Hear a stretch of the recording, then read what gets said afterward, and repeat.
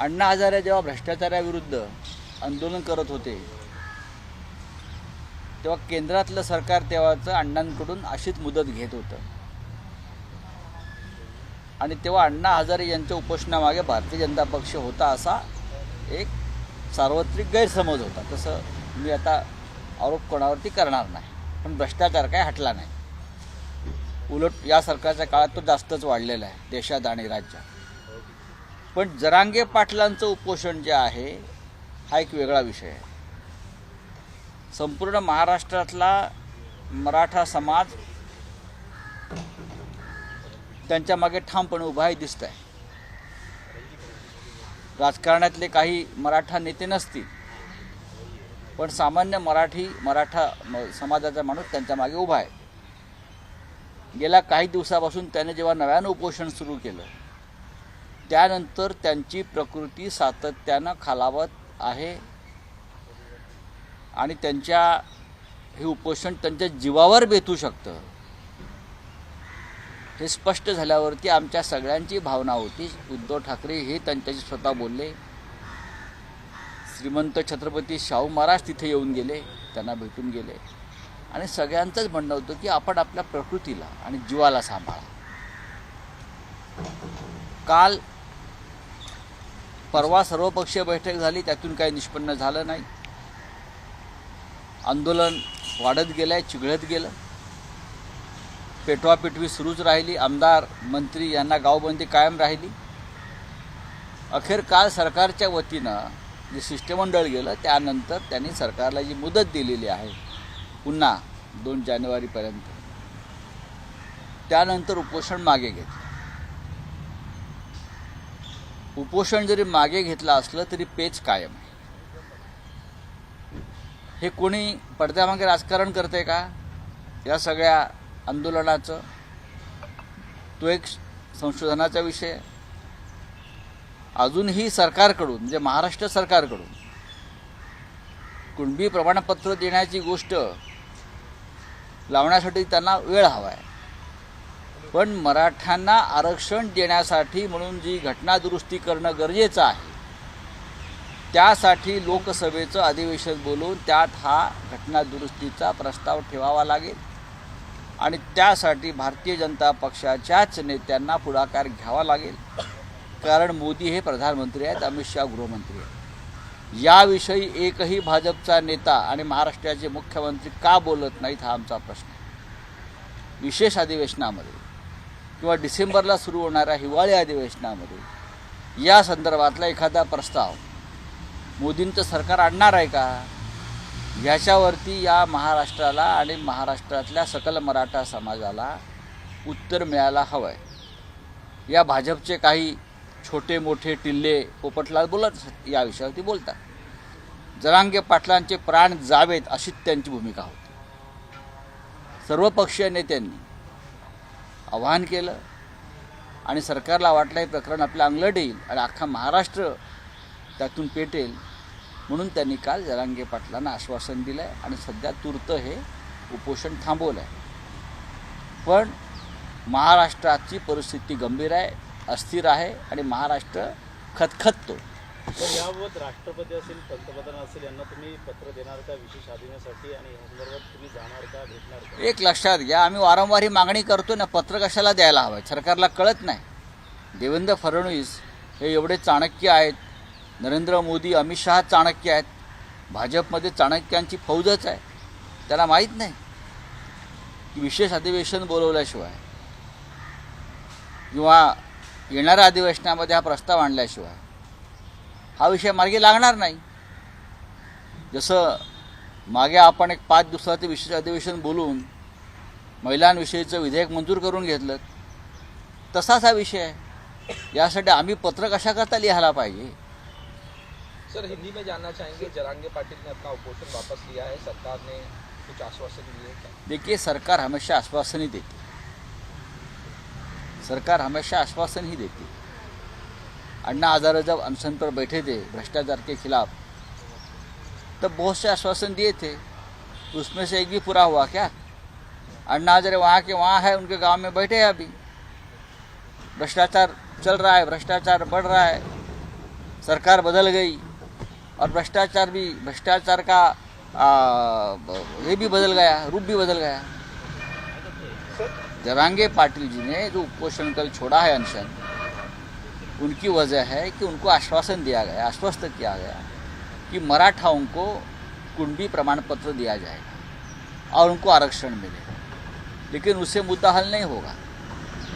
आपको अगर मराठाओं को आरक्षण देना है, ओबीसी या आदिवासी के आरक्षण को कोई भी धक्का न लगा के, तो आपको संशोधन करना होगा कॉन्स्टिट्यूशन में, और इसीलिए आपको लोकसभा में या पार्लियामेंट में एक प्रस्ताव लाना पड़ेगा।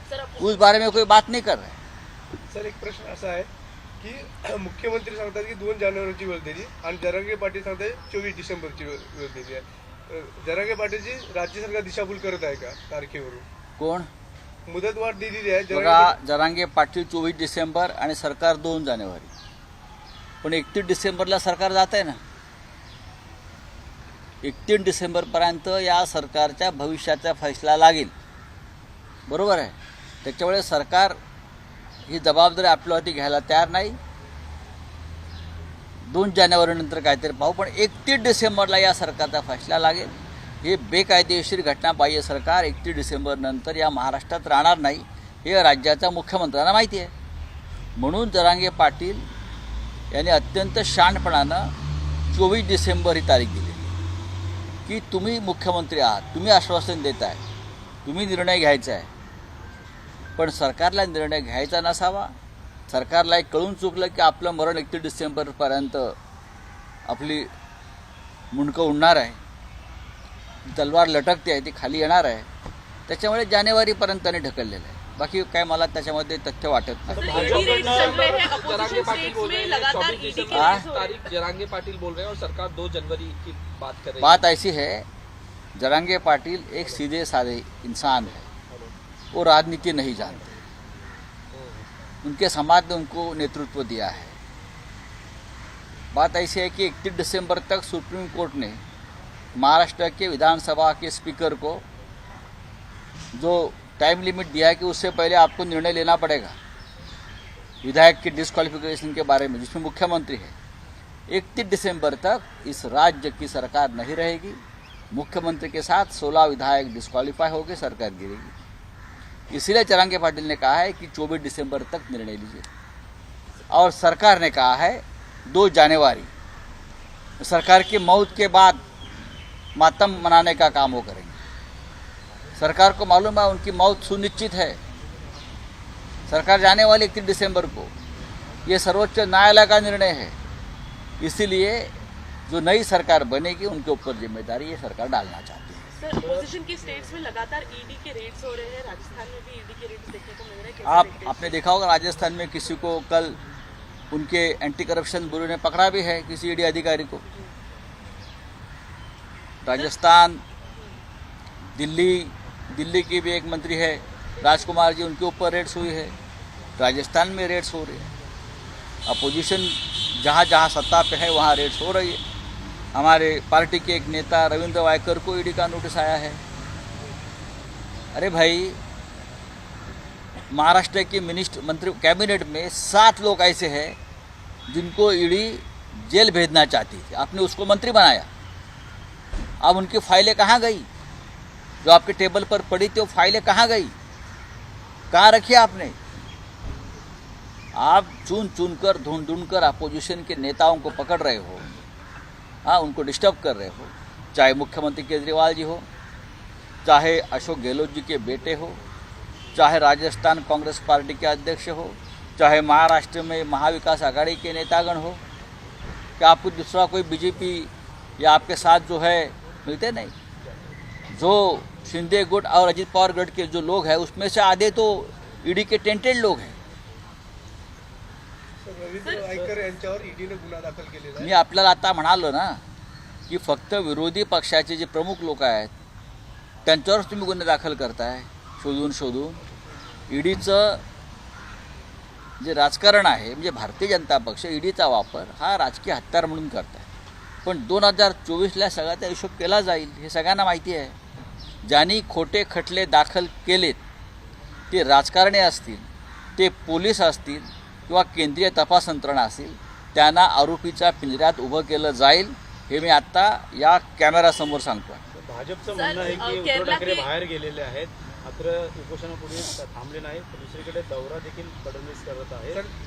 छत्तीसगडचा इकडचा प्रचारात मग्न आहेत. काय वाटतं एकंदरीत दोन्ही नेते बाहेर जातात? नाही, मला माहीत नाही, पण देवेंद्र फडणवीस हे सत्तेवर आहेत. ते राज्याचे गृहमंत्री आहेत. राज्य पेटलेलं आहे. हां, उपोषणामुळे वातावरण अस्थिर आहे, तणावपूर्ण आहे. गृहमंत्र्यांची जबाबदारी जास्त आहे ना. आमदारांची घरं जाळत आहेत, मंत्र्यांना गावबंदी केली जाते आहे. अजून काय तुम्ही सांगताय, आम्हाला अक्कल शिकवताय आणि तुम्ही तिथे केंद्रीय निवडणूक समितीच्या बैठकीला जाऊन बसताय. राज्य महत्त्वाचं आहे, जळणारं राज्य महत्त्वाचं आहे की तुमची केंद्रातली निवडणूक समितीची बैठक महत्त्वाची आहे? प्रकाश सोळंके यांचं केरला म्हणणं के आहे एक नेता है एंटनी करके, उनको केरला पुलिस ने अरेस्ट किया है हेट क्राइम फैलाने के लिए। बीजेपी के नेता तो है। क्या गलत क्या उसमें?